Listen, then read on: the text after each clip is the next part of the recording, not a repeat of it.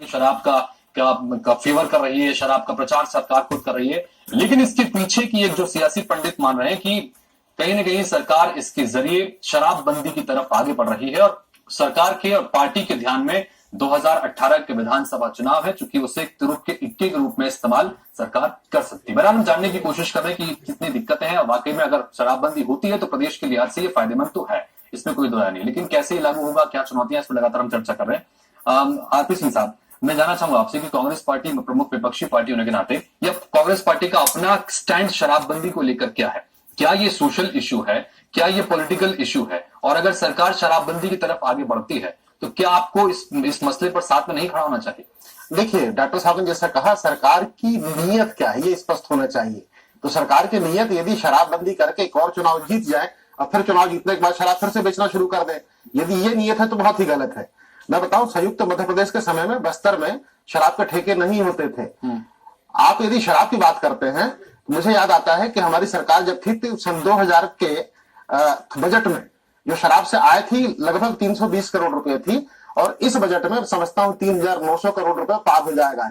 यानी शराब की बिक्री और उससे होने वाली आय में 125 गुना की बढ़ोतरी। वो भी कब? जब ये कहते हैं कि 321 दुकानें हमने बंद की हैं। वो भी कब? जब ये कहते हैं 1500 से हम घटा के 712 दुकानों पर ले आए। अरे 712 दुकानों पर ले आ गए तो 125 गुना शराब में बिक्री वृद्धि। तो सरकार की मंशा यह है कि राजस्व जो 416 दुकानों को बंद करने से सरकार का घटने वाला था, वो हम बेचकर उस आंकड़े को कहीं ज्यादा लेके जाएं।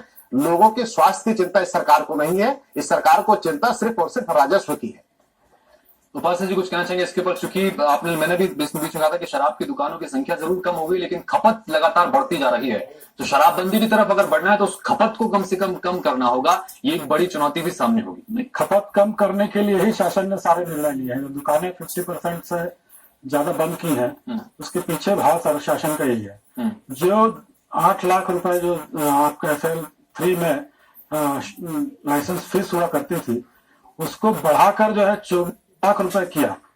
तो ये राजस्व किन से प्राप्त हो रहा है? ये तो जो शराब बेचने वाले हैं उनसे जो है वसूला जा रहा है कि आप जो है शराब के मूल्यों में भी भारी वृद्धि हुई।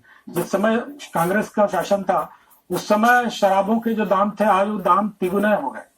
तो ये कहीं ना कहीं मार जो है कि इस कारण से कि शराब लोग कम पिए, आर्थिक रूप से वो उस स्थिति में ना है कि उस शराब को खरीद सके। महंगा मूल्य रहेगा, मूल्य वृद्धि इतनी ज्यादा